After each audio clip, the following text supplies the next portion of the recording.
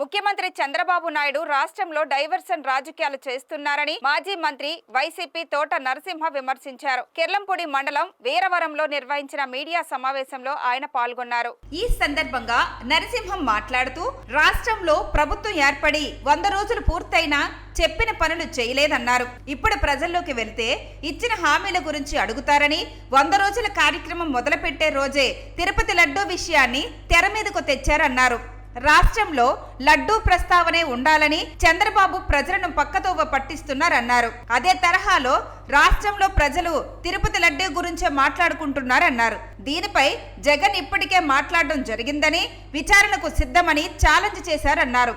లడ్డూలో వాడే ఏ ముడిసరికైనా ల్యాబ్లో పరీక్ష చేసిన తర్వాతే వాడడం జరుగుతుందన్నారు. వారు తప్పుకునేందుకు జగన్ పైన, వైఎస్ఆర్ కాంగ్రెస్ పార్టీ పైన తప్పుడు ఆరోపణలు చేస్తున్నారన్నారు. ఇది సరైన విధానం కాదని హితవు పలికారు. ఉప ముఖ్యమంత్రి పవన్ కళ్యాణ్ ప్రాయశ్చిత దీక్ష చేస్తున్నారా, ప్రత్యేతాప దీక్ష చేస్తున్నారా అని ప్రశ్నించారు. సీఎం చంద్రబాబు తప్పుడు ఆరోపణలు చేశారు అని, పశ్చాత్తాప దీక్ష చేస్తున్నారని మాకు అనిపిస్తుందన్నారు. ఈ సమావేశంలో గండేపల్లి ఎంపీపీ చెలగల్ల దొరబాబు, పార్టీ నాయకులు తోట రామ్జీ, రావుల గణేష్, రాజా తదితరులు ఉన్నారు. అంటే తిరుపతి లడ్డూని తెర మీద తీసుకొచ్చారు. డైవర్షన్ ఈ ప్రజల్లో ఈ తిరుపతి లడ్డు మీద చర్చ జరుగుతుంది. అలాగే జరుగుతుంది. ఇప్పుడు దాని మీద జరుగుతుంది చర్చ అంతా కూడా, రాష్ట్రం అంతా కూడా, దేశం అంతా కూడా. ఇది మంచి ప్రభుత్వం అన్నది పక్కపోయింది. అది ప్రజలు నిలదీస్తారు. మీరు అది ఇస్తున్నారు ఇవ్వలేదే, ఇది ఇస్తున్నారు ఇవ్వలేదే అని నిలదీసే పరిస్థితి వచ్చిన నాయకులని. అది లేకుండా ఉండడం కోసం తిరుపతి లడ్డు మీద పెట్టారు. అంటే డైవర్షన్ అనమాట. వరదలప్పుడేమో ఆ అమ్మాయిని తీసుకొచ్చి, హిందీ యాక్టర్ని తీసుకొచ్చి అక్కడ పెట్టారు. ఇప్పుడేమో ఈ యొక్క తిరుపతి లడ్డుని తీసుకొచ్చి మరి డైవర్షన్ పాలిటిక్స్ చేయడం జరుగుతూ ఉంది. ఈ రకంగా చేసే విధానంలో మరి జగన్మోహన్ రెడ్డి గారు కూడా స్పష్టమైనటువంటి మరి దీనికి సంబంధించినటువంటిది వివరణ ఇచ్చారు. దాదాపుగా గంట పైగా ఈ తిరుపతి లడ్డుకు సంబంధించినటువంటి నామ్స్ కానీ, దానికి సంబంధించినటువంటి తీసుకునే విధానంలో కానీ ప్రజలందరికీ కూడా మీడియా ద్వారా 1 గంట సుమారుగా ఆయన చెప్పుకుని వెళ్ళారు.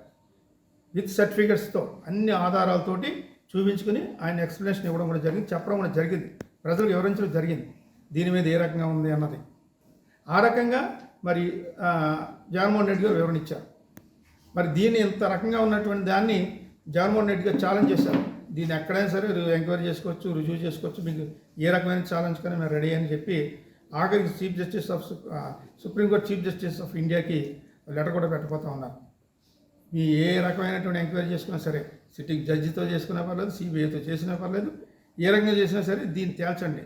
వారు ఏదైతే ఆరోపణ చేశారో కొన్ని వేల కోట్ల మంది మనోభావాలు దెబ్బతీసే, భక్తులు మనోభావాలు తీసేటువంటి ఆ వెంకటేశ్వర స్వామిని ఉపయోగించుకునే విధానాన్ని మరి తేల్చాలి అనే విధంగా ఆ సిట్టింగ్ జడ్జితో కానీ హైకోర్టులో ఆల్రెడీ పిటిషన్ కూడా వేయడం జరిగింది వైఎస్ఆర్ కాంగ్రెస్ పెడతారు.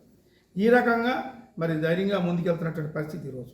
ఈ రకమైన తప్పుడు ఆలోచనలు చేసుకుని వారు ముందుకు వెళ్ళడం జరుగుతూ ఉంది. మరి అని సరైన విధానం కాదు. వారు ఒక్కసారి ఆలోచించుకోవాలి. ఎంచేదంటే ఈరోజు మరి పవన్ కళ్యాణ్ గారు చూసాం, ప్రాయశ్చిత దీక్ష అనేది చేస్తా అన్నారు ఈ రోజు నుంచి. అంటే అది పశ్చాత్తాప దీక్ష, పశ్చాత్తాప దీక్ష అంటే ఏంటంటే ఎవరైనా పశ్చాత్తాపడుతూ ఉంటారు. ఎప్పుడు అంటారు, నేను తప్పని చేశాను, నన్ను క్షమించండి, నేను పశ్చాత్తాపడుతున్నాను అంటారు, అంతే కదా. ఆ రకంగా అన్నవాళ్ళు మరి ఆయన దీక్ష చేస్తున్నారంటే దేని గురించి చేస్తున్నారు? అది చంద్రబాబు నాయుడు గారు అన్న మాటలకి ఆయన దీక్ష చేస్తున్నారేమో అనుకుంటున్నాను. ఆయన తప్పుడు మాటలు మాట్లాడారు. ఆయన తరపున మేము పశ్చాత్తాపడుతూ నేను దీక్ష చేస్తాను 11 రోజులు 10 రోజులు అని ఆయన ఈ రోజు నుంచి మొదలు పెడతా ఉన్నారు.